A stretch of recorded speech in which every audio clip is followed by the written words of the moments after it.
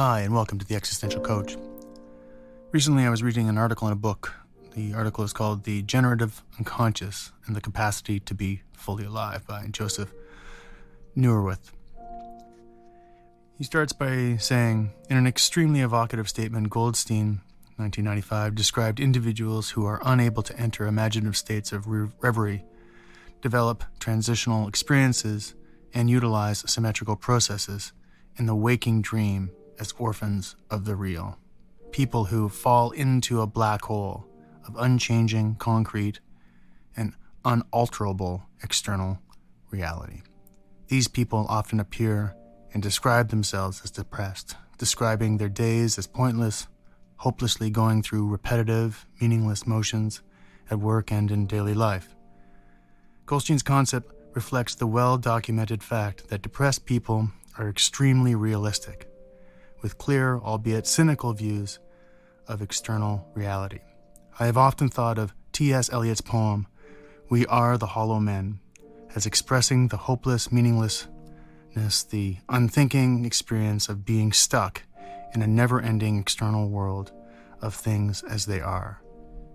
In this poem, Eliot evocatively describes this unimaginative, thoughtless state of mind in describing people as orphans of the real.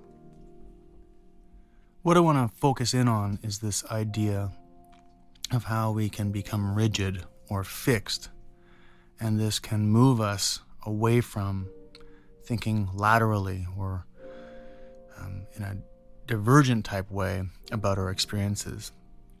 That we are orphaned from the real, in a sense, that we are the hollow individual, experiencing the structure of society, the implicit structures of society, yet not really obtaining a more substantive relationship with our non-linear selves, which is to say the experience that we have of exploring creatively who we are in our felt experience, in our creative imagined experience. And that if we rely on these structures, these more strict types of systems, we are hollow individuals. We are orphaned from reality insofar as we are not contained by our experience. Rather, we are authored by an extrinsic experience. So why is this something that I'm thinking about? Why am I starting this podcast with this excerpt from this book? Why am I thinking about this idea of what it means or what it might mean to explore this question of reality and being exiled from reality, lost from reality, othered from reality? Well, at first it's to point out that we are in whatever way constructed, right, in our society. I have a gender, I have a race, I have a nationality. So am I really a male who's Caucasian, who's Canadian, and that's my reality? Well, there is certainly a constructed aspect of our experience that is predicated upon this notion that this is my reality. I am, white, Caucasian, 49 years old, Canadian citizen, all these kinds of things.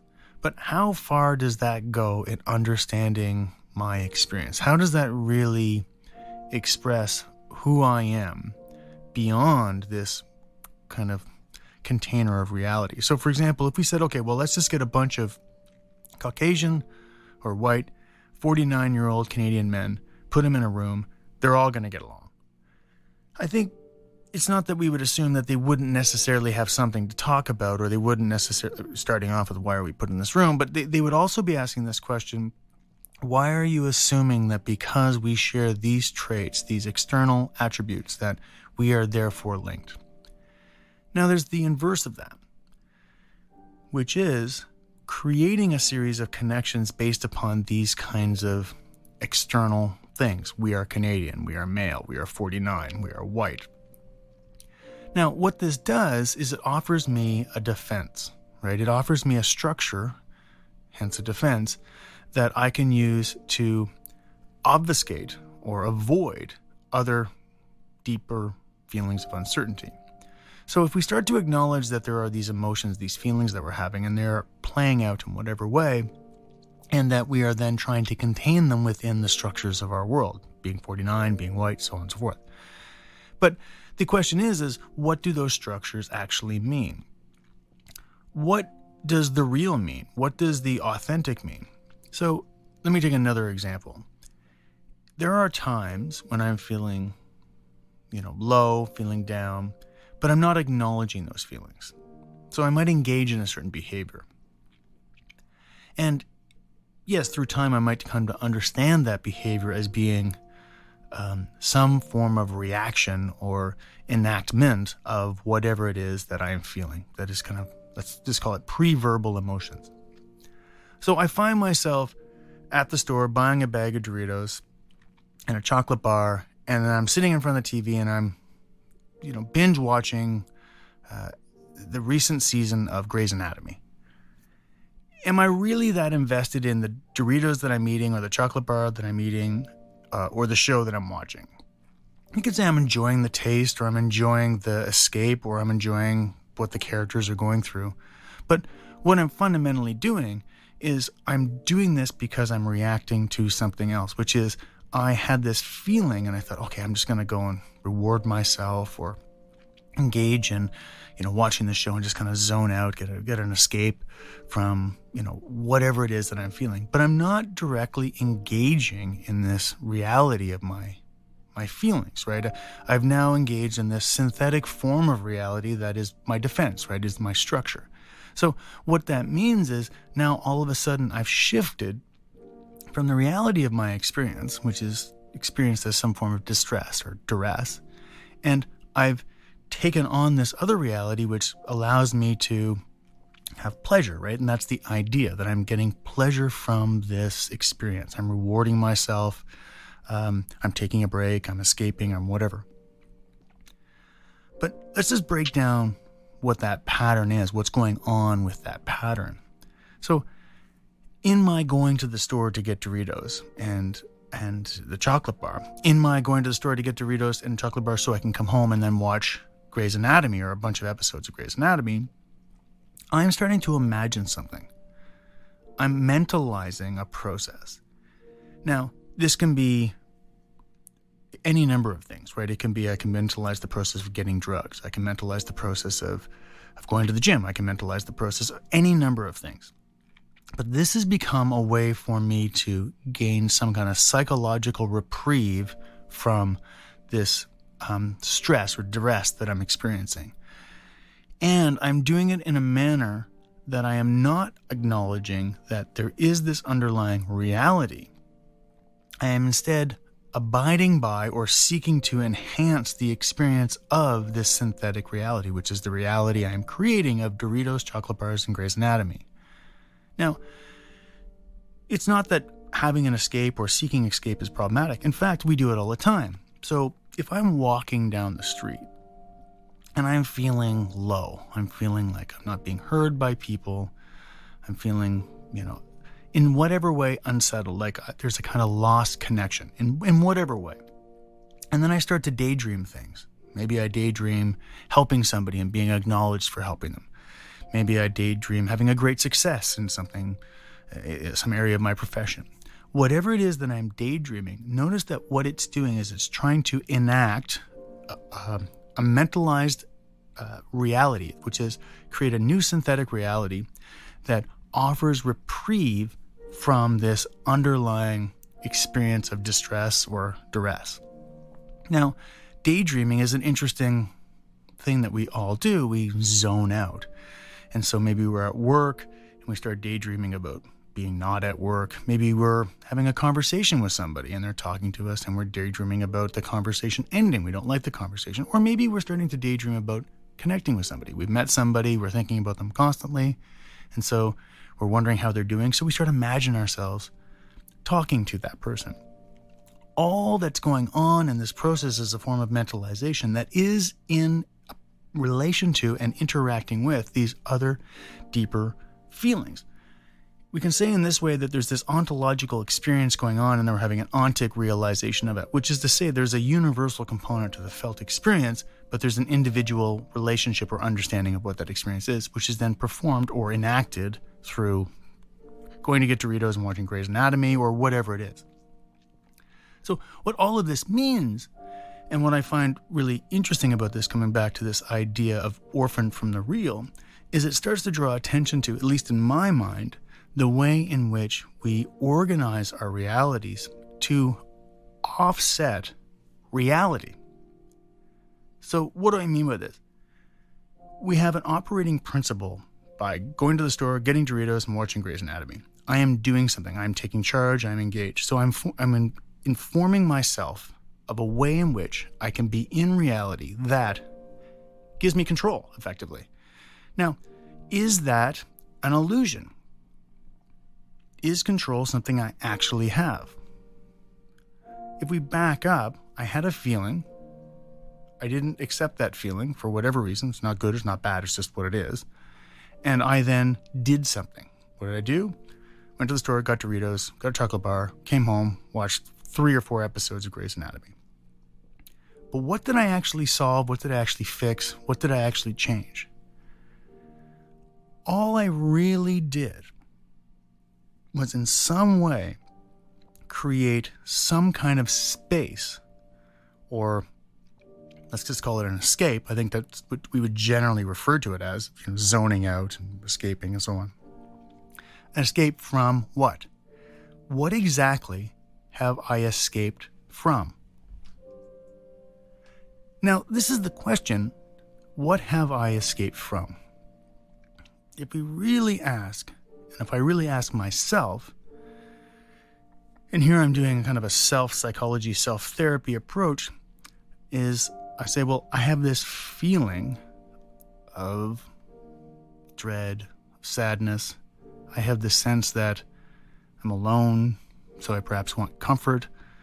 I have this sense that things aren't going to change, that there isn't really anything I can do to make things better, so I want to kind of have a pleasurable moment. I want to reward myself. I have a sense that I'm maybe exposed and vulnerable in a certain way, so I kind of want a little cocoon. I can imagine myself with my bag of chips in the show, creating this little cocoon for me to be in. So I'm really starting to, now I'm unpacking it, but this is all was all implicit in that act.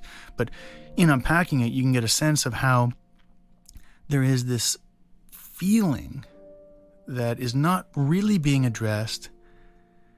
So I then seek to address it with the Doritos and the watching of the show.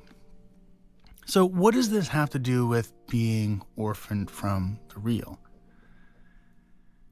We can say that our relationship to the so-called real is something that is dynamic, which means to look at it as a good, bad, right or wrong, or a binary in whatever way, creates a very restricted way of understanding how we exist in the world. And as I pointed out in the first passage I read from, the notion of being restricted, right, being structured within this form, a rule, a policy, a coping mechanism, a defense system, whatever it is a way to say, well, this is what reality is, right? I'm going to get control of it through this, whatever it is.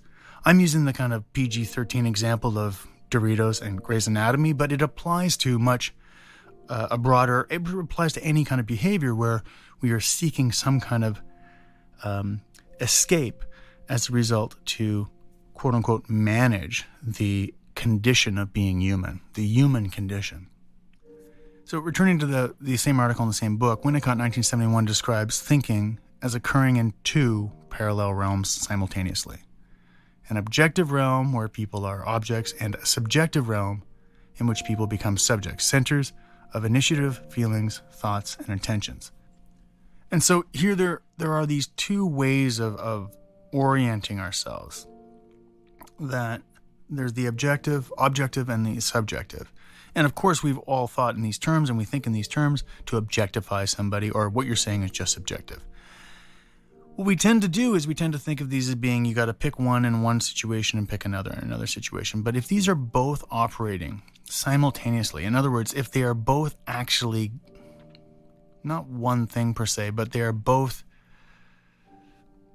well, one thing. How do I describe this? Let's face it, I'm trying to talk around a binary. We could say it's like a being there or a Dasein. We could say that it is this expression, this universal expression. But really what it is we're calling something objective, we're calling something subjective, but why? When I say, oh, well, your opinion is subjective, am I negating you or am I engaging you? When I say this is an objective fact, am I adding clout to my view or am I dismissing my view? So you can see how what is being constructed here is a way of understanding, a way of epistemologically framing things that mediate a kind or quality of relationship. And it's this kind or quality of relationship. That's why I was struggling with, you can't pick one or the other. It's the quality in that moment. And so later on, just on the same page, I'm on 87, Matt Blanco, 1988, like Winnicott, separated thinking about the external world of objects from the internal world of the subjective experience. Knowing the external world of objects involves asymmetrical logic, which differentiates experience in terms of person, place, time, and causality. Unconscious experience is organized and generated by symmetrical logic, which defines and creates similarities,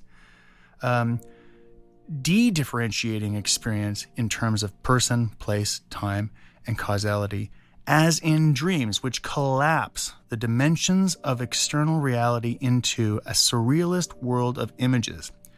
Depending on which form of logic we use, the same experience may have different meanings and be understood differently in different realms of experience.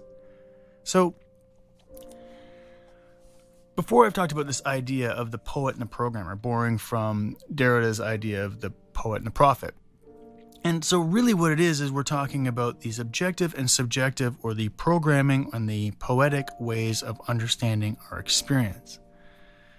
Now, when I'm dealing with this kind of anxiety or stress, and I go and get my Doritos and I watch my show, can we really say it's subjective or objective? Can we really say it's one or the other? What we can say is that there is a dynamic that I can then interpret and explore. We can get inside of that, at least in some way. And in so doing, in other words, by expanding what the experience is, are we being, and this is where we can return to that idea,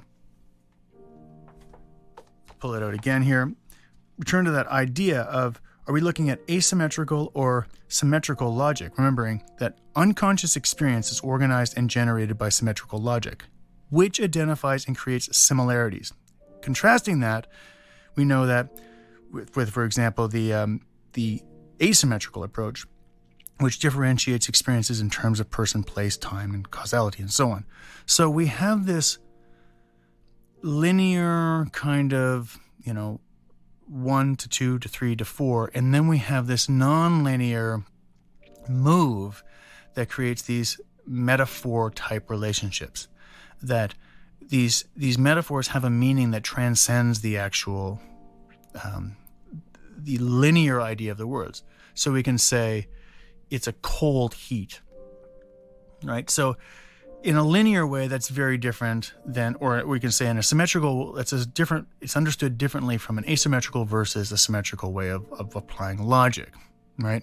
Cold heat, it's like, well, that doesn't make sense. Is it cold or is it heat? Or cold hot, is it cold or is it hot? But on a metaphoric level, it actually evokes something. And it's that sense, that paradox that creates this way of experiencing ourselves that moves beyond the asymmetrical approach into this symmetrical approach. Now, I tend to think of it not in terms of symmetrical or asymmetrical, but I tend to think of it in terms of plurality, right? Are we dealing with complexity and diversity that enables us to introduce things that are seemingly different in a way that allows us to think about our experience in a different way, which then creates new options, new perspectives, and so on and so forth. And what this does is it gets us thinking about options and opportunities and the way in which we can explore ideas. And through the act of exploration, we move out of, and this goes back to the very beginning of the podcast, the fixed ways of understanding ourselves as being the white 49 Caucasian Canadian guy. Now we are shifting into this new paradigm of understanding. It doesn't escape the reality that I'm white, that I'm 49, that I'm Canadian. It doesn't nullify these things. But it says that, and this is where we come back to that Depending on which form of logic we use, the same experience may have different meanings and be understood differently in different realms of experience. So the example I'm going to give here is, let's imagine there's a couple, and one person in the couple wants the other person in the couple to communicate more.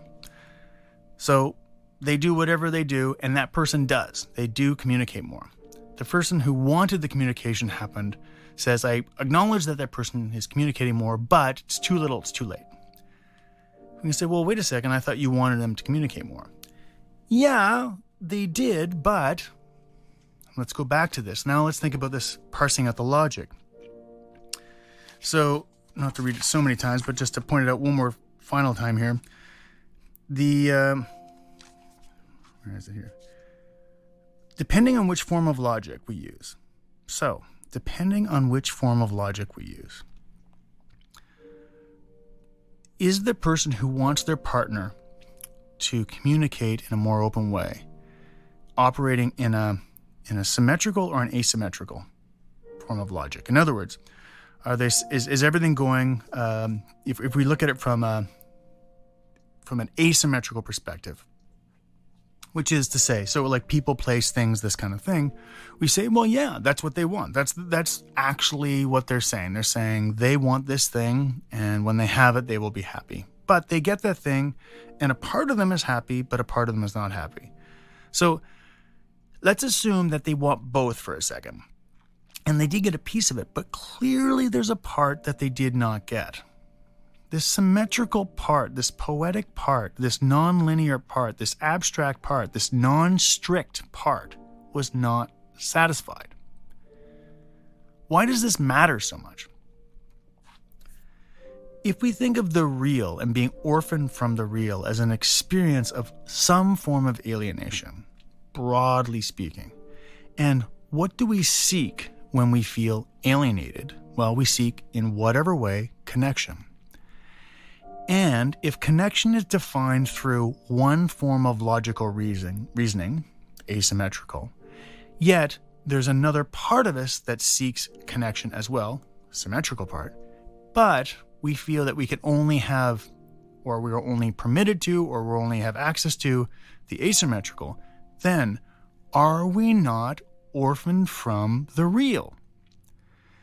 The real here actually becomes this interesting kind of symbol insofar as we have the symbolic idea of what the real is, which we have to deconstruct, because the symbolic frame is actually the defense system that keeps us from falling into the abyss, the unknown, the chaos, the uncertainty, and so on. However, if we maintain a relationship to the symbolic, we are not only not engaging in the real, we are portending the real, which is to say, we are saying this is what real is. And that rigidness inhibits us in such a way that we cannot engage in the symmetrical form of exploration that is the more nonlinear, that is the more poetic, intersubjective, relational, all these things in terms of psychology. But more fundamentally, from a creative perspective, or more simply from a creative perspective, we're talking about the capacity for change, for improvisation and creativity and so on. So when I think about myself and Doritos and, watching Grey's Anatomy, it's not that I think what I'm doing is right or wrong, right? And there's sometimes that I really enjoy it. But I am starting to appreciate that there's something deeper going on in terms of my reasoning. There is this causal chain in place that I'm going to do this thing, have this behavior, and I get my reprieve. But there's something fundamentally not satisfied. It may be satisfied for as long as I'm eating the Doritos, for as long as I'm watching the show. But when the bag is emptied and I've come to the final episode, I am again faced with the stark experience of the real. I am again facing the brashness, the disconnectedness, the lost connection of this experience of not being connected. And I can try and apply a symmetrical understanding about what I should do. I should not eat Doritos, or I should watch less TV. And I can hold myself to that. But fundamentally, and following from how I'm arguing this here today, I am missing this symmetrical, poetic, subjective experience of acceptance, which goes beyond this categorical or rigid way of understanding reality. So why does this matter? What I am suggesting here is that the sheer act of creating space, unintentional, non-judgmental, open space, offers a form within which broader and more unique connections can be made. That individuals, when not rushed into the asymmetrical model as discussed in that article, instead seek a symmetrical model, which is why I tend to think of it as being, by not being pushed into a linear way of looking at life. I need to feel better, so I stop eating Doritos and stop watching the show, which has a truth to it. But if I say, I'm not just getting rid of the Doritos and I'm not just stopping watching TV shows, I'm doing something else. What am I doing? Well, I'm creating space. So what's an example of that? Well, an example of that is this podcast. Every 2 weeks, I start from a point. I just say, okay, this is something I'm reading. This is something I'm thinking about. Sometimes I've thought through it a lot. Sometimes I haven't thought through it at all. Sometimes I just start from a quote or a passage like today.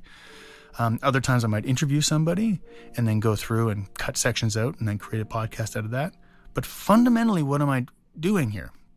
Well, fundamentally, I'm taking this kind of leap into this idea that I can start somewhere, and within this container of 30 minutes, as the music plays in the background, I can do something, whatever that is. And out of that will come ideas. Some may make sense, some may not. Some may resonate at different times. So, for example, I always listen back, of course, to the podcast, and I'll be surprised at what I hear. How is that possible? I'm the one saying it. Well, it's possible because from a non-linear perspective, I am exploring the way in which these ideas kind of spark within this container of, in this case, 30 minutes. And for me, as at that point a listener, how it is not so structured that I feel like I'm being boxed into something. I can just respond to the ideas, the inflection of the voice, the piano music in the background, so the overall tone. And that in and of itself is a container that I can experience myself in whatever way. And so, as we come to the end of this podcast, as we come to the end of this experience, and we think back on what this show is about, and as I reflect upon my experiences, I can see that there are several things on my mind that I kind of threw into the container of this podcast, and then look to see if there's connections. And that is bringing me to new ways of thinking about my experience. So I am then it's an additive process. And that means I'm moving away from this rigidness that I talked about at the very beginning of the podcast. And I'm embracing the objective, the subjective, the asymmetrical, the symmetrical, the nonlinear, and the linear. I am embracing all aspects. So, can we embrace all of these aspects, remembering that the space itself creates a potential that, when not realized, is in and of itself a form of real, that we are experiencing a realness in the authentic experience of expression, that it is not necessarily the end result or the object at the end of the, whatever the project we're working on. It is instead something more fundamental, which is to say, the experience that we have is an enriching, evocative unfolding. So until next time, thanks a lot and bye for now.